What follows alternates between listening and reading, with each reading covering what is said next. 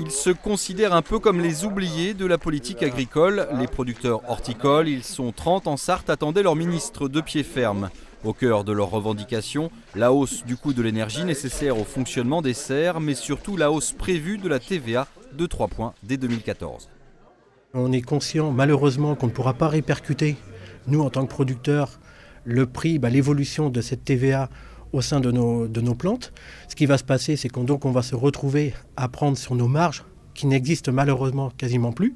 Et total de l'opération, ça va être la disparition d'encore d'entreprises supplémentaires. Et puis le savoir-faire des uns et des autres. C'est quand même dommage de voir disparaître ça aux dépens finalement d'une production souvent étrangère. Avec 25 000 salariés en France, le secteur horticole est un grand consommateur de main-d'œuvre. Le coup de pouce du ministre pourrait venir du futur crédit d'impôt qui viendrait dégréver de 4 à 6% les charges sur les emplois.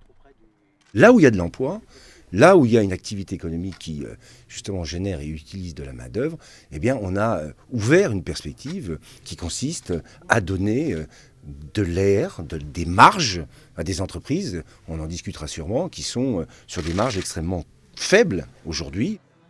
Ces dispositifs pourraient s'équilibrer au bénéfice des plus grosses productions. Les plus petits horticulteurs, adeptes de la vente directe à presque 30%, redoutent pour leur part qu'une augmentation du prix de leurs plantes ne fasse fuir leur clientèle.